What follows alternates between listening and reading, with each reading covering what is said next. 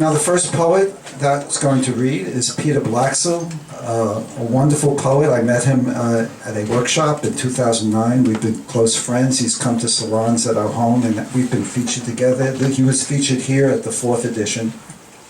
Now Ptr is a retired theater professional, having worked on both sides of the footlights.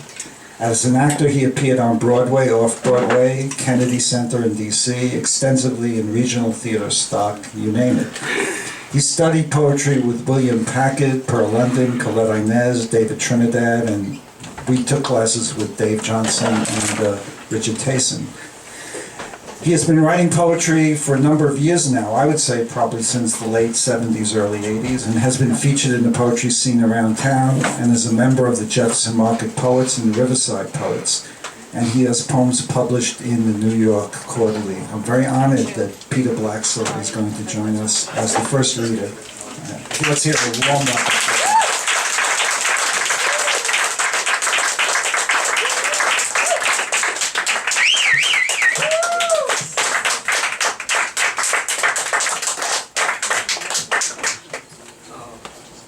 Can I be heard okay? Yes. Okay, good. Thank you, Bernie, for having me. And good evening, everyone. I'm going to start off with two pieces that are companion pieces. And there's a scenario behind them. The scenario is a very wealthy lady, who keeps a young man as her lover, or a younger man as her lover, or her gigolo, if you prefer to call it that. And but he ups and leaves her, and this is her to him. The first poem is her to him, and then he will respond in the second poem. To her gigolo, you were the one I chose. I loved your brown eyes, broad body that glowed like dusky copper in candlelight. Alone at night, candles lit, I'd call you to my bed and you would come.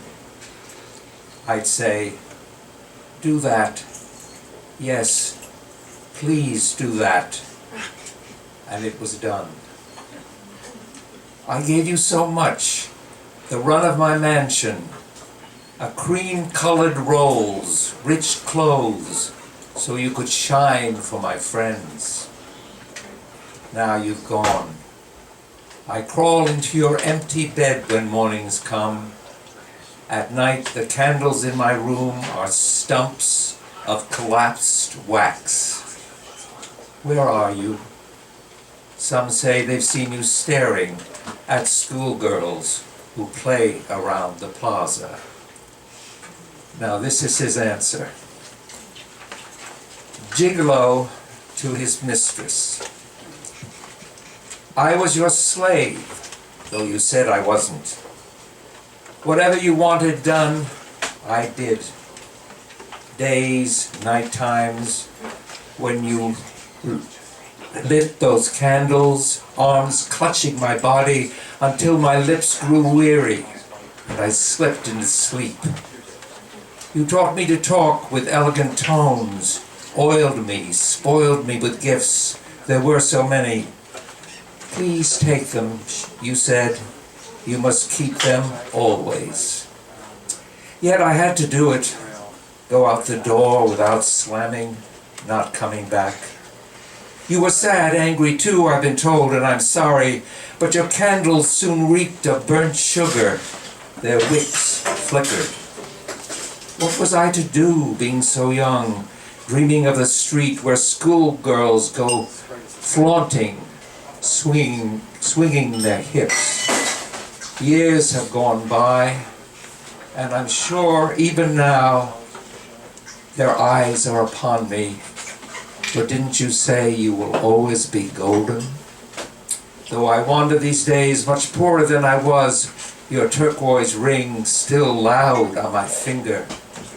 In case you should wonder, I'm loitering here near this schoolhouse door, as it flings wide open when it shuts, where I'm waiting on the edge, dim in tree shadows, but with my head not bowed.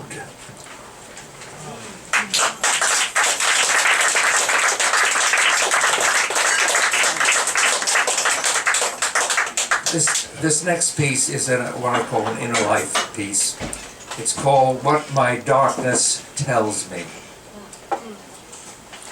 These woods inside myself are never quiet as the sun goes down.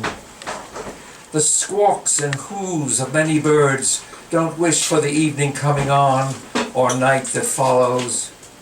And other animals grunt, croak, hiss their disapproval too. Oh, how we love the day. We could see far even among these thickets, tangled leaves that fractured the light from the sky, but with the sun so bright it didn't matter. Not now. Night is their pall. Something whose eyes can part the dark is waiting, watching, knife claws ready, ravenous to rip their flesh, gulp blood, wolf down each fur and feather, swallow them whole. So they must make no noise, scamper, flit, alert from place to place, among low bushes, on branches that may crack and fall, as they try to cringe from sight, until by chance some tree, not known to them, calls out, "Come, over here, huddle around me, I'll be your cover. My bulk, my limbs, my leaves will fight the night. This way, if you can find me. Here you may sleep, know peace, be awake by morning."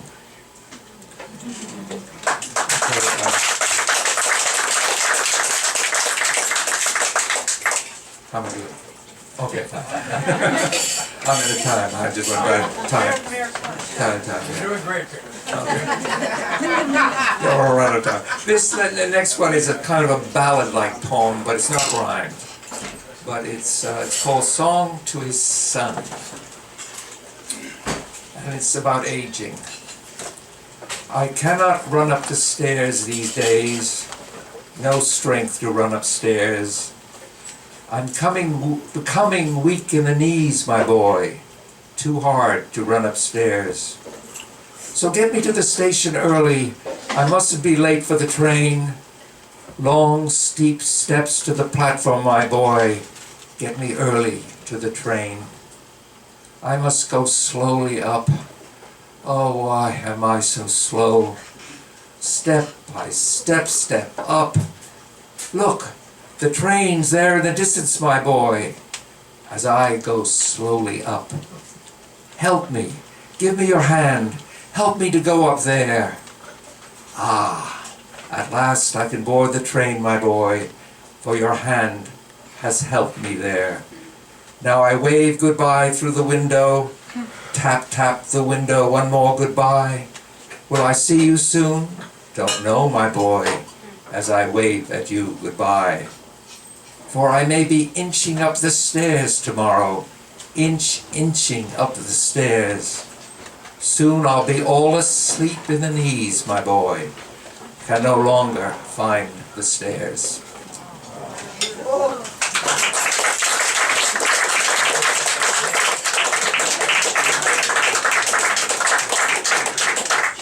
And this is a poem which comes out of the headlines in the news and on the television and everything, and rather lousy headlines and lousy news or horrific news. And I wrote this inspired by that. What we have come to. Crawl inside yourself. Make a mask for your eyes, to let no one find what color they are, or where you are from. Lock every door where your soul is supposed to be. So when that ragtag brigade comes goose-stepping down your street to knock and rape the town, they will see you as an abandoned house that appears to be empty, No use to them. They will pass you by. Too many armies on the loose these days. Populations baring their teeth, lust for soldiering, bazookas, Uzis, machetes if handy, whatever can be found. No prisoners taken or returned if hostilities are ever ended. Bodies instead lie mangled in heaps. They rot without burial, stinking up the roads. To last a little longer must be what matters to you now, in this rough world grown rougher, as each day goes by murdering itself. Who could have thought that force squealing from your mother's womb, this is what you would find? Learn then, learn to finally dress yourself in shadows where no one can hear you breathe. For peace is a ghost word only that haunts infrequent palaces, all perpetual war, and soldiers are not kind.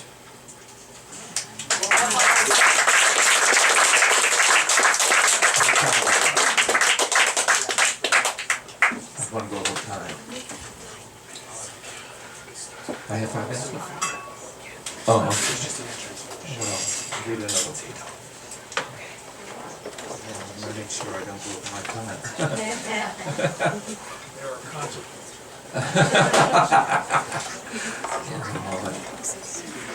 Oh, here we are. This is a poem I wrote some years ago, maybe not, a few years ago. There was an offshoot of the Mormons who were whose leader was finally put in jail for marrying women younger than he was, and they went off to Arizona or someplace, and that inspired this poem. This man of this sect or whatever it was, he's in jail now. Their dinner etiquette. The men sit, the women serve. The men eat. The women will sit, eat too, but must get up to serve again. The men talk over the women's heads, think under their skirts. The women listen, quiet, think through the door, think out of the kitchen, think out of the rock garden, think out where the gate swings open, and along the road. The men eat, belch, eat. The women pick, get up to serve the men desired brandy before they must depart the room into the parlor to group in a circle over knitting.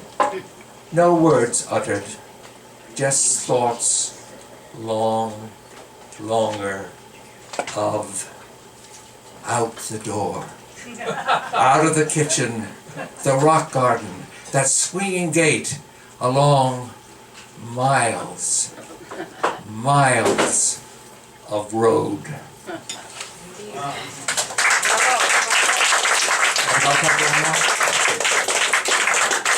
I'll do this one. This is a bit of what I like to call light verse, and about a very mundane subject called First Date. Beautiful, he says to the harried waiter who has filled his coffee cup to the exact level he demands after a loud, "That's it." Beautiful, he said earlier when his awaited steak arrived, blood rare, just the way I like it. Beautiful, he bellows now at the TV screen above as a ball is thrown swish into a basket from the other end of a court. I guess that's his mantra. Beautiful, she muses. But what does he think of me? Beautiful, he croons lovingly at the chocolate mud cake just gobbled down, goo on his lip, an end to the meal. Soft words now pouring from his mouth. Want to see my waterbed tonight? Get it on, maybe? Baby, how's about it, huh? Why, she ventures. Am I that beautiful too? Nah, he answers, flaunting his loaded wallet. Just kind of pretty. But you'll do. Thank you very much for listening. I appreciate it.